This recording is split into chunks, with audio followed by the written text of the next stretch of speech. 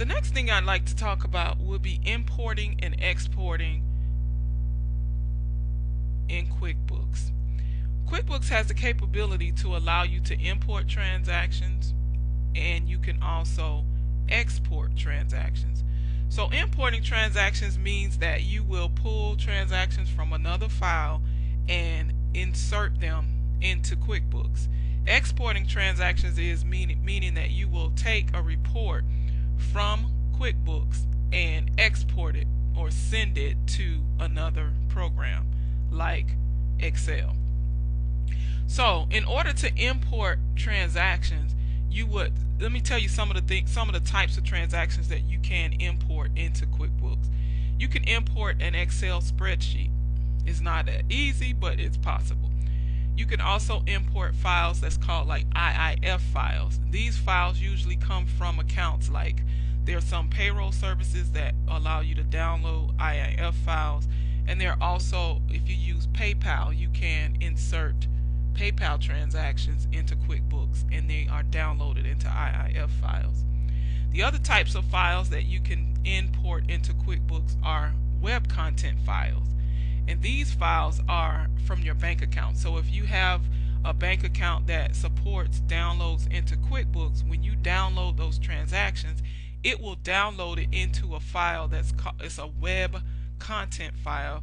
It usually saves with an extension QBO, and those files can be imported into QuickBooks. So very quickly, I'd like to show you where you would go to import your files into QuickBooks. You will go to your File menu, come down to Utilities, and when you go to Utilities, that gives you another menu.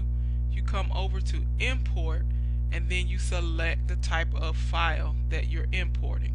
It's pretty simple, and because we don't have any files for this with the sample company that we can import, I won't go any further, but you just select the type of file that you're importing, and of course it means that you have already downloaded this file somewhere else. So it may be on your desktop or saved in My Documents, and from there you just pull the file and import it into QuickBooks.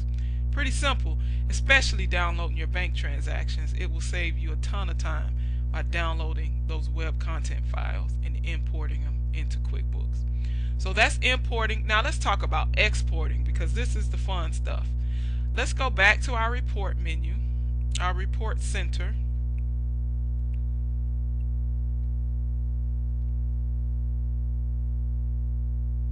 And from the report center, what we will do is we'll just pull a report, and any of these reports can be exported from QuickBooks. So we pull our profit and loss statement, and the profit and loss statement is for this particular month. So what you can do is you can take this and export it into Excel. So if you needed to add additional columns, or maybe manipulate the numbers for whatever the reason is, or if you were sending this information to someone and they needed to manipulate the numbers, you can export it to Excel, and and they don't have to have QuickBooks. So you just very simply click here to export, and when you click export, a window comes up, and let me just explain this window. So you have the options of exporting it to a CSV file. You can export it to a new Excel worksheet, or if you wanted it to be an additional sheet on an existing workbook, you would select that. We're going to export it to a new Excel worksheet. Now here's something else I want to show you. This right here, selecting or deselecting this box will just depend. You can have it send the instructions to when you export it, but if you know what you're doing, you don't need them to send you the instructions. So you want to deselect that box. Okay. Now clicking on the Advanced tab just gives you some additional features. If you want to preserve the fonts and the colors, you would leave that selected. The row height, spaces between the columns. I'll do it both ways so you can see the difference. So we'll say the first time that we'll have spaces in between the columns. And here are some other features that you can have, where it will auto fit, freeze the panes, show the grid lines, auto outline, auto filtering. Again, I'll leave it at the default, and you can play around with this when you get ready to. So we click export, and when we click export, it will send this to Excel, and it will open it up in a new Excel workbook. And when it opens up in Excel, you have free reign to do whatever it is that you want to do with your Excel document. Okay, so if you wanted to insert columns, you could. If you wanted to add some information in this column, you could do that as well. It's your Excel spreadsheet. You can do whatever you want with it. So I'm going to close that, and we don't want to save it. So now I want to export it, this time without the spaces, just so that you can see the difference. And again, we're going to do it into a new workbook. So we click export.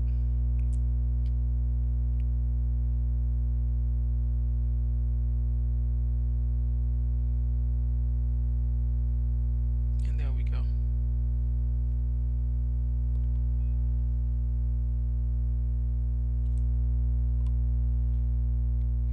So that is importing and exporting transactions in QuickBooks.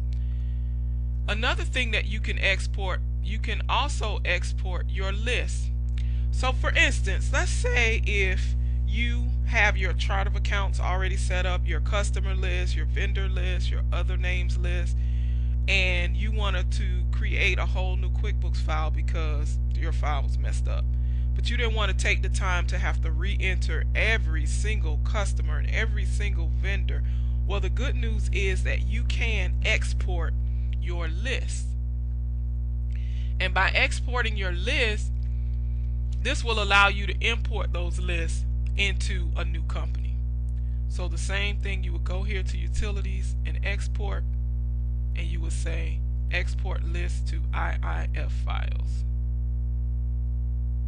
So you can select the list that you've already created. So we created a chart of accounts, a customer list, vendor list, employee list, other names, class. I'm going to select everything.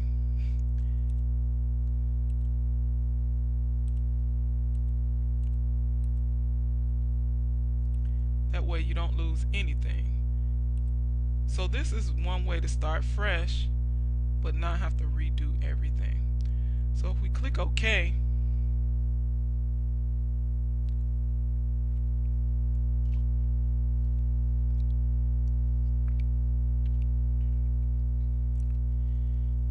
we can name it whatever we want to name it. So I'm just going to name it Rock List, because the name of the company is Rock Castle. And we go save. And now it is saving our list.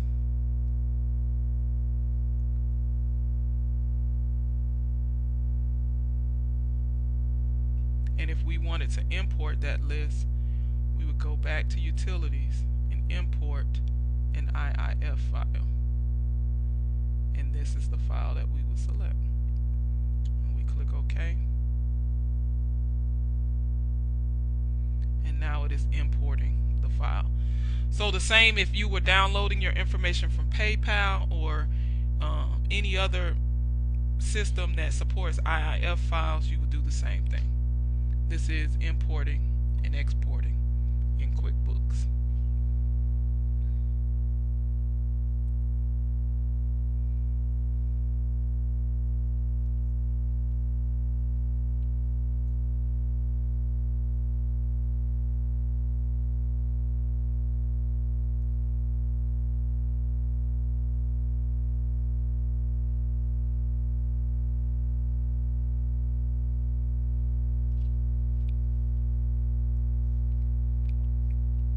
All of our data has been imported.